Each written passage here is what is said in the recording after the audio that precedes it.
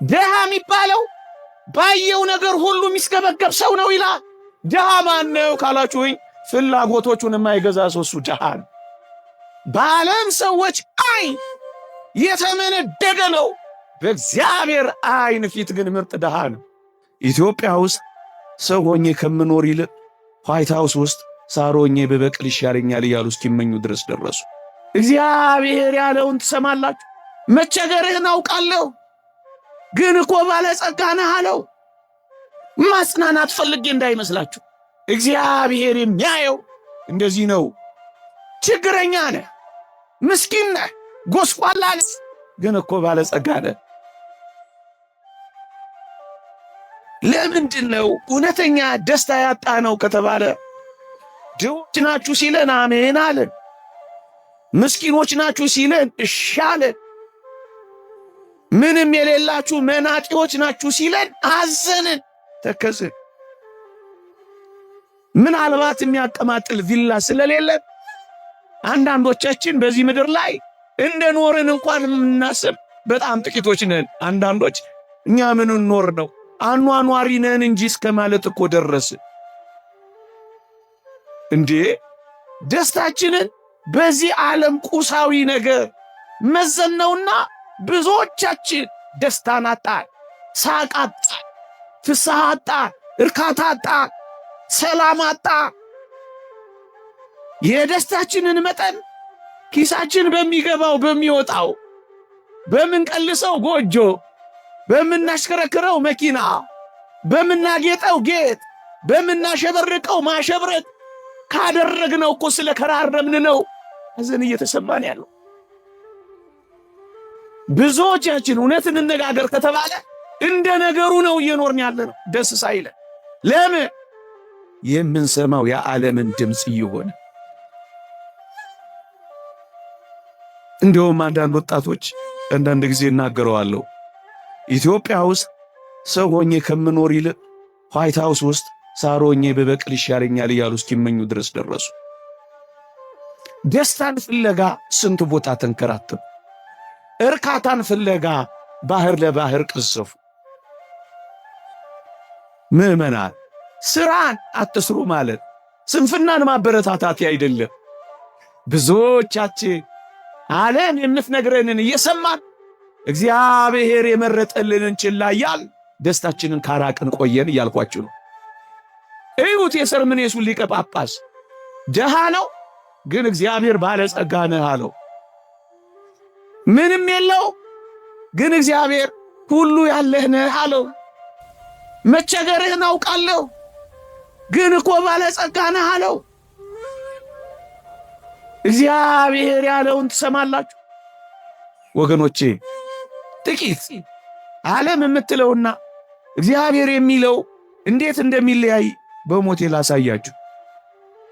ዓለም ከተወሰነ ኪሎ ካሎሪ በታች ከበላችሁ ወይም በዓመት የሆነ ዶላር ካላመጣችሁ ደሃ ነው ብሎ ነው የሚበይነው።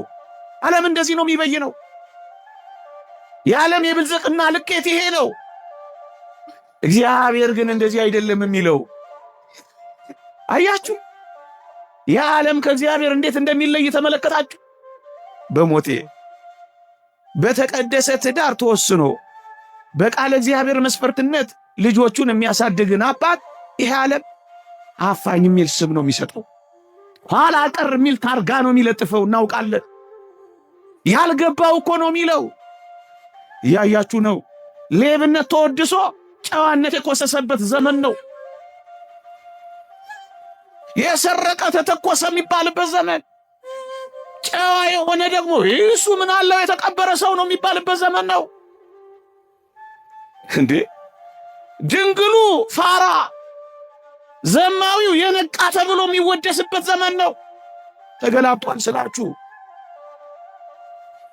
ተገላብጧል። በተቀደሰ ትዳር ተወስኖ ልጆቹን በእግዚአብሔር ቃል መስፈርትነትን የሚያሳድግን አባት ኋላ ቀር ብሎ ይጥለዋል። ይልቅስ በዝሙት ተጠምዶ እንደ እንስሳ እያመነዘረ ምናልባት ከጸነሰ ደግሞ እያስወረደ የሚኖረው ደግሞ ስልጡን ይለዋል። የቤተሰብ ስልጣኔ የገባው ይለዋል። ተራማጅ ብሎ ይበይንለታል። እውነቱና ስያሜው ተገላብጧል። ምዕመናን ያገኘውን አጋርቶ ፈጣሪውን አመስግኖ በልኩ መኖርን ወዶ ካልጠግባስነት ወጥቶ የማይስገበገብ በቃኝ የሚልን ሰው ሳፍ ይለዋል። ሃይማኖቱ ስንፍናን ያመጣበት ብሎ ይበይንበታል። ከዚያ ይልቅ ደግሞ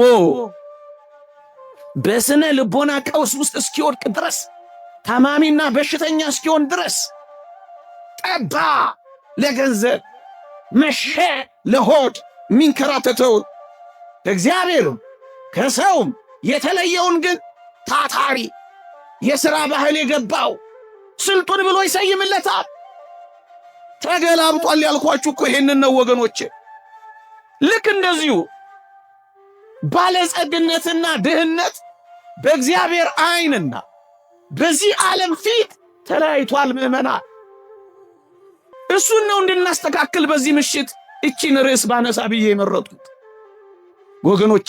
እግዚአብሔር ያለውን ተመልከቱ። ሃይማኖት ስላለ ባለጸጋ ነህ፣ ክርስቲያን ስለሆንክ ባለጸጋ ነህ፣ የመንግሥተ ሰማያት ዜጋ ስለሆንክ ባለጸጋ ነህ፣ የቅዱሳን ኅብረት ጉባኤተኛ ስለሆንክ ባለጸጋ ነህ፣ ደስታህን ከውጪ ሳይሆን ከውስጥ የሚፈልቅ ባለጸጋ ነህ፣ በምትኖርበት ቪላ ሳይሆን በእግዚአብሔር ቤት ውስጥ በመጣል ደስ የሚልህ ባለጸጋ ነህ፣ በሚመጣ በሚሄድ ነገር ሳይሆን ሰማያዊው በሆነው ጸጋ ደስተኛ የሆንክ አንተ ባለጸጋ ነህ ነው እኮ የሚለው ወገኖቼ። ምዕመናን እስኪ እውነት እንነጋገር። ድህነት ምንድን ነው? ባለጸግነትስ ምንድን ነው? እኔ ከምተረጉመው ይልቅ ታላቁ አባት ቅዱስ ዮሐንስ አፈወርቅ የተረጎመበት መንገድ እንዴት ደስ ይላል። እስኪ ላንሳላችሁ። ደሃ የሚባለው ይላል ብዙ ፈቃዳት ያለው ሰው ነው ይላል። ደሃ የሚባለው ፍላጎቶቹን መግዛት ያልቻለ ሰው ነው ይላል።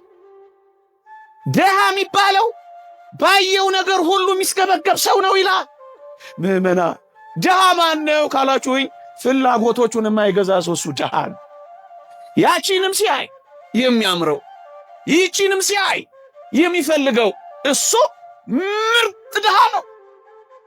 በአንዲት ሚስት የማይወሰነው ቅብዝብዙ እሱ ደሃ ነው። ፊቱም የሰፋ ደረቱ የሰፋ ሊሆን ይችላል። እመኑኝ፣ ፈቃዱን መግዛት መቆጣጠር ያልቻለ ምስኪን፣ ራሱን መምራት ያልቻለ ምስኪን ነው። ስሜቱን መቆጣጠር ያልቻለ ምስኪን ደሃ እሱ ነው። በቃኝ ማይ ባየው ነገር ማይረካ፣ በሚኖረው ኑሮ መደሰት ማይፈልግ፣ ማመስገን ማይችል አጉረምራሚ እሱ ደሃ ነው የሚለው።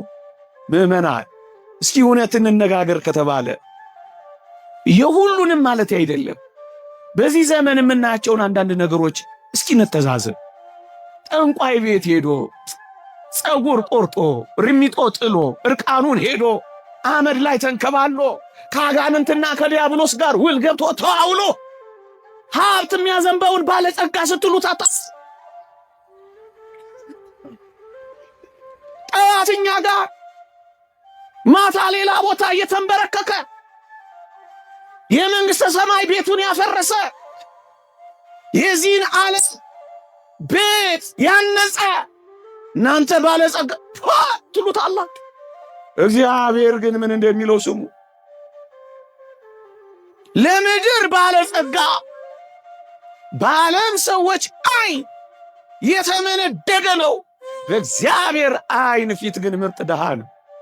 ፈቃዱን መግዛት ያልቻለ፣ ራሱን መቆጣጠር ያልቻለ እሱ ደሃ ነው ያለው ሊቁ ዮሐንስ አፈወርቅ እኮ ይሄንን ነው። ምዕመናን እንዴ እውነት እንነጋገር ከተባለ በዚህ ዓለም ላይ ያያችሁት አይደለ? ያንዱን ንግድ አዘግቶ ያንዱን ቢዝነስ ነጥቆ አንዱ ያስመጣውን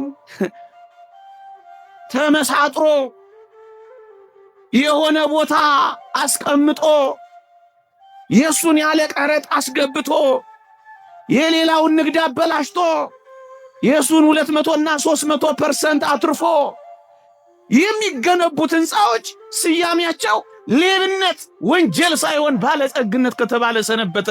አሁን ይህንንም ባለጸጋ ልንለው ነው። አናፍርም እኮ እንሰማለን እኮ የህፃናት ወተት የሚጠጣውን ቀን እየቀየሩ ኤክስፓየርድ ያደረገውን ቀን እየለወጡ በብዙ ጥፍ እያተረፉ ብዙ ህንፃዎችን ሲገነቡ ለዚህ ዓለም ባለጸጎችም እነሱ ናቸው። ህፃናትን እያፈረሱ ህንፃዎችን የሚገነቡ አየ ባለጸጋ ባንተ ፊት። እግዚአብሔር ግን እንዴት እንደሚያየው ተመልከት። እንደዚህ እኮ ነው። ምንድነው ድህነት? ምንድነው ባለጠግነት? የወንድምን ሀብ የቤተሰብን ሀብ ብቻውን ተቆጣጥሮ ደግሞ ሰነዳስ ደልዞ ምርጥ የቀስት ስወራ አድርጎ ወገኖቼ ግን እኮ ባለጸጋ ሳያካፍ ግን እኮ ባለጸጋ እግዚአብሔር የሚለውና እኛ የምናየው እንዴት እንደተለያያያችሁ ምዕመናን። እናንተን ለማጽናናት ወይም ደግሞ በነገር እንደዚህና እንደዛ እያሉ ማጽናናት ፈልጌ እንዳይመስላችሁ። እግዚአብሔር የሚያየው እንደዚህ ነው። ችግረኛ ነህ፣ ምስኪን ነህ፣ ጎስቋላ ነህ፣ ግን እኮ ባለጸጋ ነህ። እንዴት? ባለጸጋ ማለትን ሲተረጉመው ሃይማኖቱ የጸና ምግባሩ የቀና ትሩፋት የሚሰራ በጽድቅ የሚመላለስ እሱማ ባለጸጋ ነዋ ይላል ቅዱስ ዮሐንስ አፈወርቅ። ምዕመናን እግዚአብሔር የሚነግራችሁን ትሰማላችሁ ወይስ ዓለም የምትበይነውን ነው አሜን እሺ ብላችሁ የምትቀበሉት? እዩት። የሰርምኔሱ ሊቀ ጳጳስ ችግረኛ ነህ፣ ደሃ ነህ፣ ምንም የሌለህ ነህ፣ ግን ባለጸጋ እኮ ነህ ነው የሚለው። ወገኖቼ ሃይማኖት ካላችሁ፣ ክርስቲያን ከሆናችሁ፣ የመንግሥተ ሰማያት ተስፋ ካላችሁ፣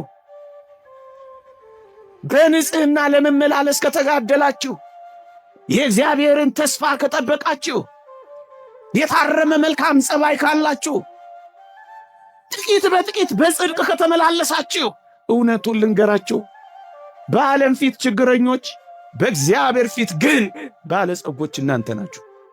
ቦታውንና ቀይሮማ በሞቴ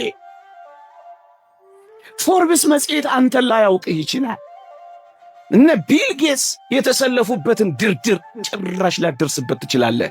ግን እመነኝ፣ ስምህ በመንግሥተ ሰማያት ስለተጻፈ ደስ ይበል። አይወቅሃ ፎርብስ መጽሔት አይጥራሻ የዚህ ዓለም መዝገብ አይወቅሃ። የእግዚአብሔር መዝገብ ካወቀህ ደስ አይልህ። ቅዱሳን ሐዋርያት አጋንንት እኮ በስምህ ተገዙልን ብለው መጡ። ደስ እያላቸው እየተፍነከነኩ መጡ። ስማቸው ዝነኛ ስለሆነ በምድር ላይ አጋንንት ስለወጡላቸው ደስ እያላቸው መጡ። ጌታችን ግን እንዲህ አላቸው፣ በሞቴ ስሙኝ፣ አጋንንት ስለተገዙላችሁ በዚህ ደስ አይበላችሁ፣ ይልቅስ ስማችሁ በሰማያት ስለተጻፈ ደስ ይበላችኋል። እህቴ የደስታሽ ምንጭ ምንድን ነው? የእግዚአብሔር መሆንሽ ነው። ወንድሜ የሰማዩ ርስት ወራሽ ለመሆን የዚህች ቤተ ክርስቲያን አባል መሆንህ ነው። ከቅዱሳንና ከሐዋርያት ጋር ባለአገሮች በመሆን ደስ ይልሃል። በምን ደስ ትሰኛላችሁ? እኔ ክርስቲያን ነኝ እያላችሁ ትስቃላችሁ፣ ደስ ይላችኋል። ምዕመናን መቸገርህን አውቃለሁ፣ ግን ባለጸጋ ነህ።